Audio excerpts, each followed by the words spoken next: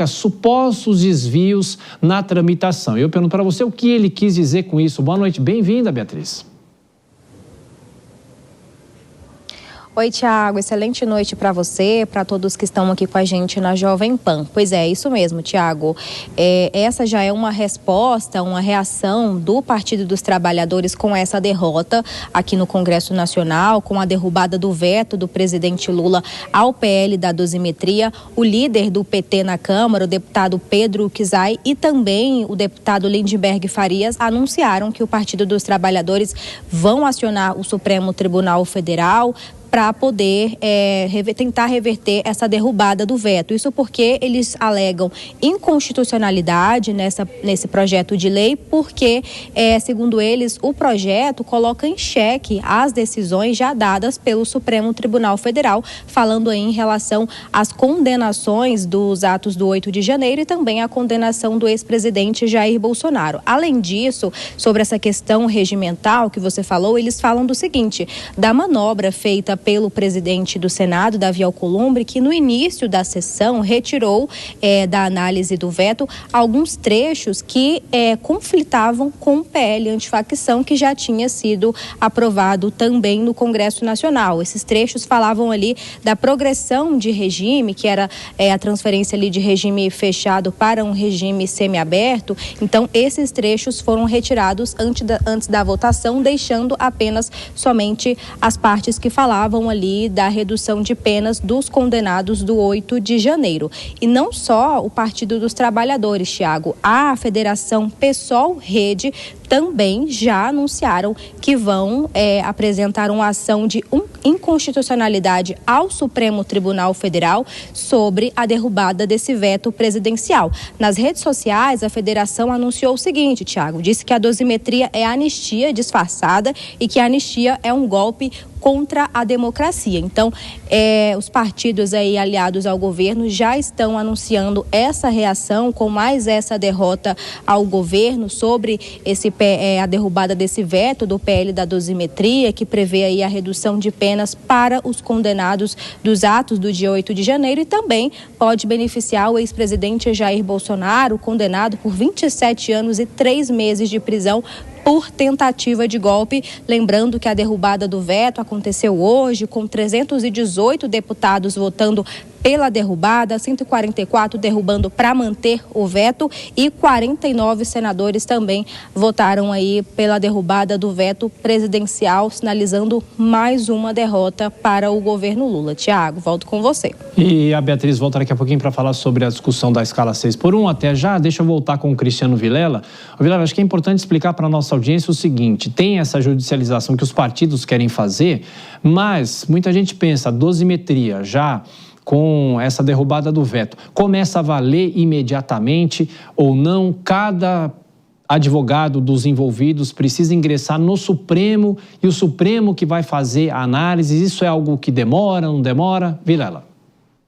Olha, Tiago, quando se trata de matéria penal, qualquer legislação nova que venha a ser mais benéfica ao réu, especialmente em situações como essa, que envolvam restrição à liberdade, essa norma nova acaba valendo, por mais que já houvesse anteriormente uma decisão judicial transitada em julgado em referência a determinados presos, determinadas pessoas que cumpram pena.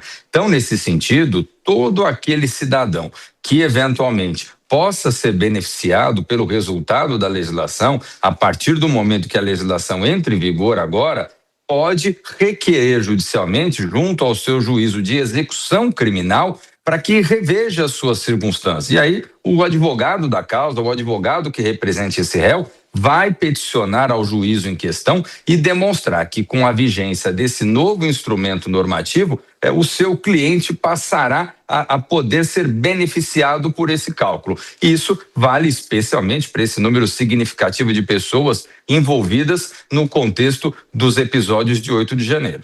Bom, nós temos 2 minutos para o intervalo das nossas praças, a gente continua conversando e no intervalo a gente vai continuar conversando, Vilela. Eu pergunto sobre essa judicialização dos partidos. Os partidos ingressam questionando o quê? E na sua avaliação como advogado, pessoalmente, você acredita que o Supremo pode invalidar essa derrubada de veto, essa lei da dosimetria? Olha, Tiago, os partidos políticos, eles têm legitimidade para ingressar com ação que questione a constitucionalidade das leis. E o que alguns partidos já estão se movimentando, a reportagem colocou bem isso, no sentido de que possa haver ali um questionamento, possam produzir um questionamento com relação à constitucionalidade dessa legislação que foi produzida agora com a derrubada do veto presidencial. No sentido especialmente de que não poderia haver uma nova legislação que concedesse algum tipo de benefício, de indulto, de graça, envolvendo praticantes de crime contra o Estado Democrático de Direito.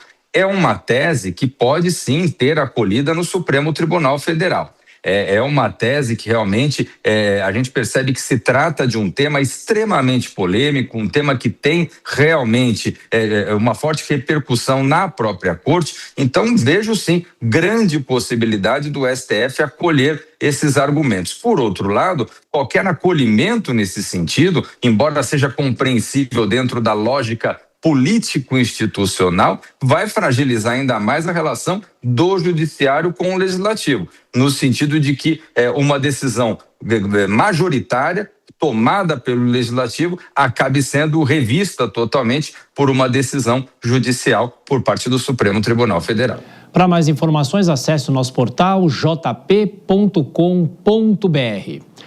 Um minutinho aqui, a gente continua conversando com o Vilela, até a Denise aqui me passa uma pergunta para você. Foi o Supremo que condenou. Não é previsível que acolha essas ações, meu caro Cristiano Vilela?